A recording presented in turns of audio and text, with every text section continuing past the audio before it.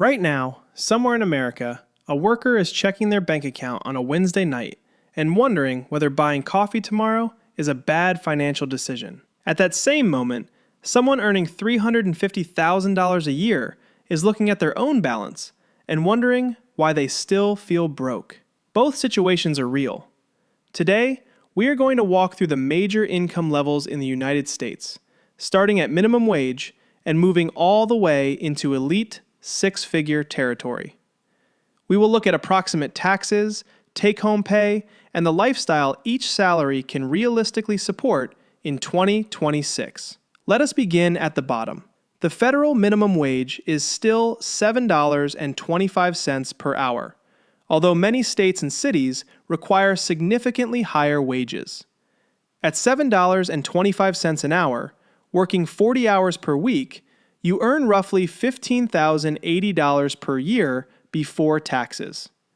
After federal payroll taxes, take-home pay is approximately $13,900 per year, or around $1,160 per month. At this income, living independently is nearly impossible in most of the country. Rent alone can exceed your entire monthly take-home pay. That usually means living with family, sharing housing, combining income with a partner, receiving assistance, or working more than one job. Once you add groceries, transportation, utilities, healthcare, and a phone bill, the numbers do not work. Saving feels impossible, and investing feels like something meant for someone else. At this level, the problem is not a lack of discipline. The income itself is not enough to support a basic independent lifestyle in most American cities. Millions of people are doing necessary, honest work and still struggling to remain financially stable. Now let us move up to $60,000 per year. At this level, estimated take-home pay is approximately $50,400 per year, or around $4,200 per month before state taxes, insurance, and retirement contributions. Life is not luxurious, but you finally have some breathing room. Depending on where you live, you may rent a modest apartment, share a better place with one roommate, or live farther outside an expensive city. You probably drive a reliable used car, cook at home most nights, and think carefully before making large purchases. If you control your expenses, you may have several $100s per month available for debt repayment, emergency savings, or investing. This is where financial momentum can begin. Investing $50 or $100 every week into a diversified index fund may not feel dramatic, but over 10 or 15 years, it can become serious money. The people who move beyond this stage are not always the ones who receive one enormous raise. They are often the ones who consistently spend less than they earn and invest the difference. Now jump to $80,000.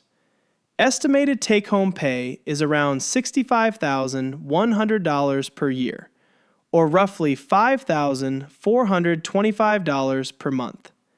Something begins to change here. In many affordable and mid-cost cities, you can rent a decent apartment without a roommate. You can build an emergency fund without feeling as though every dollar saved is coming directly from groceries. You can make meaningful contributions to a 401k, Roth IRA, or investment account. You also have more flexibility when handling car repairs, travel, and other irregular expenses. But $80,000 introduces a new danger: lifestyle inflation. This is where people replace reliable cars with expensive payments, upgrade apartments, order delivery more often, and finance new phones, furniture, and vacations. Then they wonder why the larger paycheck has not improved their finances. The people who build wealth at $80,000 often continue living closer to their old $60,000 lifestyle. They invest the difference instead of immediately spending it. An extra $10,000 or $15,000 invested every year can grow into hundreds of thousands of dollars over time. That is the reward for controlling lifestyle creep. Now we reach $100,000, the famous six-figure milestone. For decades, earning $100,000 in America meant you had made it. And it is still an excellent income. After estimated federal and payroll taxes, a single worker may take home around $79,200 per year. That is approximately $6,600 per month before state taxes, health insurance, and retirement contributions. In many parts of the country, this supports a comfortable life. You can rent well, maintain an emergency fund, invest consistently, and still enjoy restaurants, hobbies, and occasional travel. But geography changes everything. In New York, San Francisco, Los Angeles, Boston, Seattle, and other expensive markets, $100,000 can feel surprisingly ordinary. Housing may consume a huge portion of your income. Buying a home can also be more difficult than six-figure earners expect once you include the down payment, mortgage interest, property taxes, insurance, and maintenance. A $100,000 salary is not poor, but in the most expensive cities, it may function more like a comfortable survival salary than an automatic wealth-building salary. The six-figure dream is not dead. It simply does not buy what it once did. Now let us move to $150,000 per year. Estimated take-home pay is around $113,800, or approximately $9,480 per month before state taxes and workplace deductions. At this level, life becomes genuinely comfortable in most of the country.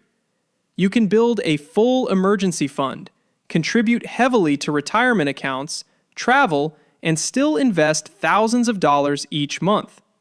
This is where serious wealth building becomes accessible, but only if you avoid upgrading every part of your lifestyle at once. The biggest trap here is comparison. Your social circle may include people earning $200,000 or $300,000. Suddenly, your $150,000 salary can begin to feel small. You see larger homes, luxury cars, private schools, and expensive vacations. But someone else's spending does not make your income inadequate. Used carefully, this salary can transform your financial future. At $200,000, estimated take-home pay is approximately $149,000 per year, or around $12,400 per month before state taxes, healthcare, and retirement deductions. Your tax burden is more noticeable, but your disposable income is also substantial. You can maximize retirement contributions, invest heavily, build college funds, and create additional income streams. A $200,000 salary gives you options. But many households earning this much still live paycheck to paycheck.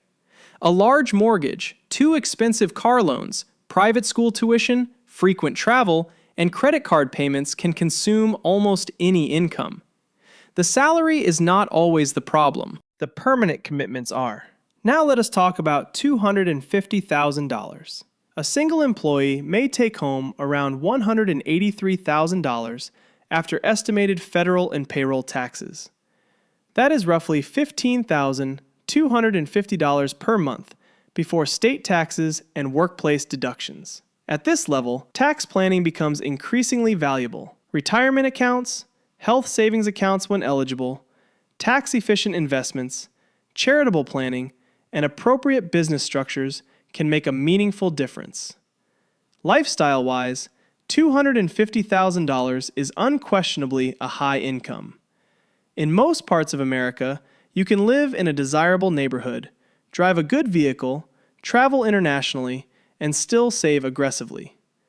A disciplined person earning this much could potentially reach financial independence in 10 to 15 years.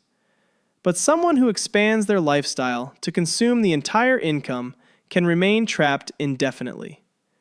Finally, let us look at $350,000. After estimated federal income and payroll taxes, take-home pay may be around $246,500. That is approximately $20,500 per month before state taxes, benefits, and retirement contributions. More than $100,000 can disappear each year through federal taxes alone. At this level, the question begins to change. It is no longer simply, can I afford this? The better question becomes, is this worth the time, attention, and responsibility it adds to my life? High earners often assume the income will continue forever, so they buy the largest home a lender will approve, build expensive routines, and accept commitments that require a massive salary for decades. But careers change, industries shift, businesses fail, health problems happen. The smartest high earners convert active income into productive assets. They buy diversified investments, build businesses, acquire real estate carefully, and create income that can continue even if their salary stops. They use high income as a temporary opportunity to build permanent financial security. So here is the real takeaway. Your income level matters. There is no honest way to pretend that earning $30,000 and earning $300,000 create the same opportunities. They do not. But income is still only one side of the equation. Someone earning $80,000 and investing 25% of their income can build more wealth than someone earning $200,000 and spending every dollar. The distance between where you are and where you want to be is not only about earning more, it is also about keeping more of what you earn, investing the difference wisely, and giving it time to compound. No matter where you sit on this income ladder, the most powerful financial move is to increase the gap between your income and your expenses. At lower incomes, that gap may begin with $20 per week. At higher incomes, it may be several $1,000s per month. The amount changes. The principle does not. That gap is where emergency savings are created. It is where debt disappears. It is where investments grow, and eventually it is where financial freedom begins. If this video changed the way you think about your salary, subscribe to the channel and turn on notifications. Thanks for watching. I will see you in the next video.